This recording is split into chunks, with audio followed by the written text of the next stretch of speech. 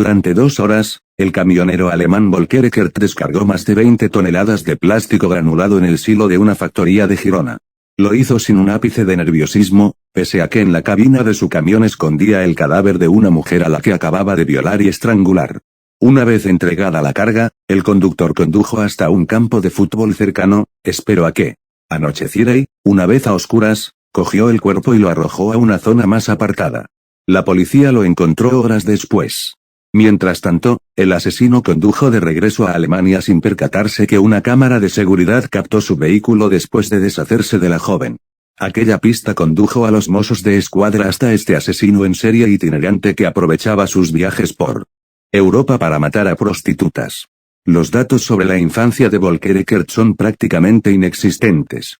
Nacido en Oeschlitz, Sajonia, el 1 de julio de 1959, tenía 2 hermanos, un chico y una chica, y ya desde su adolescencia, sacó a relucir su vena más sádica y violenta en el terreno sexual.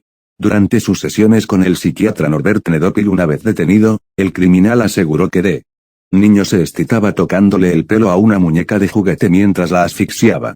Una fantasía que reprodujo con su compañera Silvia, a los 14 años. Tras violarla y matarla, fingió que la muchacha se había suicidado y la investigación no llegó a nada.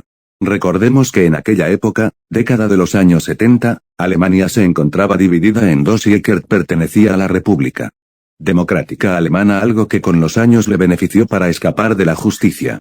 La carrera criminal de Eckert prosiguió años más tarde, cuando atacó a 3 jóvenes a las que violó e intentó estrangular. Afortunadamente, las chicas sobrevivieron y pudieron denunciarlo. Le condenaron a 12 años de prisión en 1988, cumplió poco más de un año, y con la caída del muro de Berlín y la reunificación de las dos Alemanias, el expediente con sus antecedentes se perdió. Jamás se incorporaron sus delitos, por lo que de cara a las autoridades ya no era un delincuente. Esto fue clave para que los Mossos de Escuadra no lograran dar con el asesino antes de cometer su último asesinato, el de Miglena Petrova, en Ostalrik, Girona. Al salir de la cárcel, Eckert rehizo su vida, trabajó como pintor y limpiador, y en 1999 comenzó su etapa como conductor de camiones. Su nueva profesión le permitía viajar libremente, campar a sus anchas y cometer delitos sexuales sin preocuparse de la policía. Se instaló en la ciudad alemana de Hof, un enclave idílico rodeado de montañas y de poco más de 50.000 habitantes. Desde su centro de operaciones y sobre su gran tráiler, un vehículo de la marca Volvo, empezó a hacer rutas internacionales que le permitió cruzar distintos países en poco tiempo. Ninguno de sus vecinos sospechó jamás de sus macabras intenciones, ni siquiera de los tesoros que llevaba en su cabina. El estrangulador de Hof, como se le llegó a denominar, pasaba desapercibido entre sus allegados pese a su 1,80 m de altura, sus ojos oscuros, y su evidente delgadez. Era una persona completamente normal, explicaban sus conocidos. No era un solitario, era más bien el típico tío soltero afable, dijo un familiar. Sobre aquel carácter aparentemente normal, lo cierto es que las investigaciones revelaron que se encontraban ante un auténtico psicópata, que no sentía remordimiento por sus víctimas, a las que veía como meros objetos. Tras cada asesinato, Eckert guardaba partes de sus cuerpos o de sus ropas. Eran sus trofeos. Uno de ellos fue su sexta víctima confirmada, Miglena Petrova Raim, una joven búlgara de 20 años que ejercía la prostitución en la carretera de Santa Julia de Ramis en Girona. La cara guapa, como la apodaron sus amistades, resultó ser una testigo protegida de los Mossos que ayudaba en un caso de extorsión, cohecho y trata de personas para desenmascarar a un inspector de policía. No habían pasado ni 2 meses desde que la confidente declaró contra el agente corrupto, cuando Eckert la mató brutalmente. Previamente, contrató sus servicios sexuales. Anteriormente, ya lo intentó con otras compañeras pero se asustaron ante una extraña petición, maniatarlas. Miglena, en cambio, aceptó sin miedo. Aquella decisión le costó la vida. Era el 2 de noviembre de 2006 cuando la muchacha se subió al tráiler de su asesino. Eckert seguía el mismo patrón que con sus víctimas anteriores, jóvenes, delgadas y preferiblemente rubias. Condujo hasta un paraje apartado de Ostalrik y le propuso pasar a la parte de atrás. Allí tenía una litera. Nada más comenzar las relaciones sexuales, el criminal la maniató, tal y como él le propuso, pero sus movimientos comenzaron a ser bruscos y agresivos. Eckert violó salvajemente a Milena, que trató de defenderse. Para lograr mayor excitación y llegar a la eyaculación, el individuo hizo lo de siempre, estrangular a su víctima. Solo así conseguiría llegar al clímax de placer. Una vez perpetrado el homicidio, Eckert realizaba el mismo ritual, cortaba un mechón de cabello de su víctima, incluso también de la ropa que vestía, los guardaba a modo de trofeos, y antes de deshacerse del cadáver, lo fotografiaba con su cámara Polaroid en distintas posturas. Después de esta especie de ceremonial, regresaba a la cabina para continuar trabajando. Aquí fue cuando Eckert, aún con el cuerpo de Milena en el camión, se dirigió hasta la fábrica Neoplástica España, a unos 10 kilómetros, descargó la mercancía y a las 2 horas, arrastró el cadáver de la búlgara hasta un paraje aislado. Lo encontraron horas después. El testimonio de una amiga de Milena fue clave para dar con la identidad del asesino. La joven ofreció 3 apuntes importantes: cómo era físicamente el asesino, que éste conducía un camión grande de la marca Volvo, y que portaba el logo de una empresa alemana, Metra.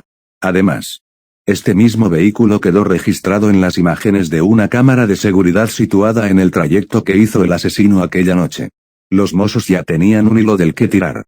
Al cotejar todos los datos con los aportados por la empresa alemana, incluida la descripción física del individuo, se percataron de que era la persona que estaban buscando.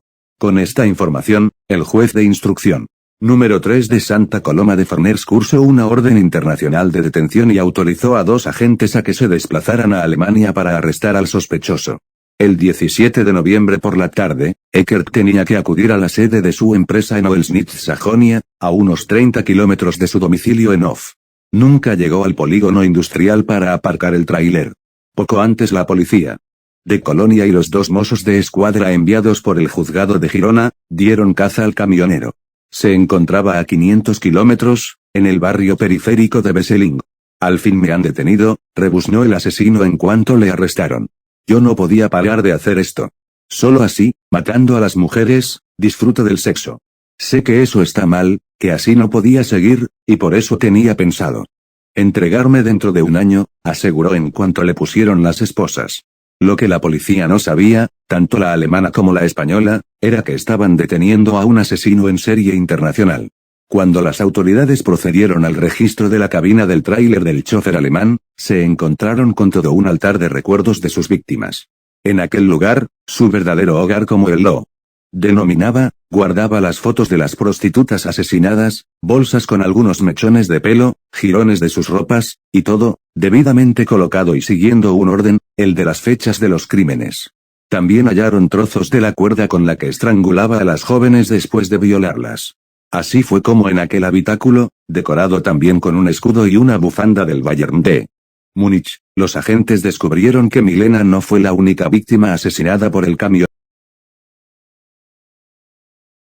Además de la imagen de la búlgara, desnuda y estrangulada, apareció la de María Belesova, hallada muerta el 1 de marzo de 2005 en Girona, la de una joven rusa, Mary Veselova, asesinada en Figueras, y una polaca de 28 años, Agnieszka Bosch, cerca de la carretera de Lyon en Francia. Aunque la policía no encontró fotografías de las otras 2 víctimas de Eckert, este terminó confesando que mató a una meretriz en Burdeos y a otra en Massanet de la Selva. En el caso de la española, se llegó a confirmar su identidad. Se trataba de Isabel Beatriz Díaz Muñoz, de la que el criminal recordaba cuando contrató sus servicios sexuales en agosto de 2001, y donde se despojó del cadáver. Lo localizaron 2 meses después en avanzado estado de putrefacción. Algo que también llamó la atención de los investigadores durante el registro de la cabina, fue que en cada una de las instantáneas que Eckert hizo con su Polaroid, escribió frases, comentarios e insultos ofensivos y muy groseros sobre las muchachas. Eran una especie de fichas de sus asesinatos.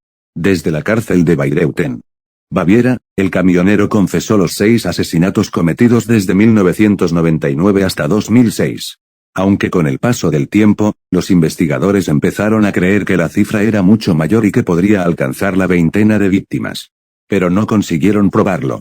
Para el entonces jefe del área regional de investigación de los mozos de escuadra en Girona, Eckert era un enfermo que se excita estrangulando a prostitutas mientras realiza el acto sexual. Así lo confesó él mismo, ya en sede judicial: yo estaba nervioso y sabía que enseguida la iba a estrangular. Tenía una ligera erección, mi miembro estaba un poco duro. Me había bajado el pantalón hasta las rodillas. Ella tenía un condón y me lo puso sobre mi miembro. Me arrodillé sobre ella como siempre. Estaba sentado bastante cerca de su cuello. Ella metió mi miembro en su boca, entonces no podía mover mucho la cabeza porque se lo impedía mi pantalón, que estaba bajado. Entonces revolví con mis manos su pelo rubio. Le dije que tenía un pelo bonito y suave. Ella no respondió nada, parecía que no había entendido nada. Entonces saqué mi miembro de su boca, puse mis manos sobre su cuello y apreté fuerte. 6 meses después de estas palabras. El 2 de julio de 2007, Eckert se quitó la vida ahorcándose en su propia celda. Acababa de cumplir los 48 años y nadie creyó que sería capaz de suicidarse, ni siquiera su propio abogado vio señal alguna de sus intenciones. La impresionante operación policial conjunta llevada a cabo por los cuerpos de España, Alemania y Francia, no pudo culminar su labor ante un tribunal. A este asesino en serie internacional aún le quedaba pendiente la extradición y el juicio por las víctimas en suelo español. Aquel alivio que encontró tras su arresto, como él mismo explicó, no logró expiar su culpa durante esos meses en la cárcel.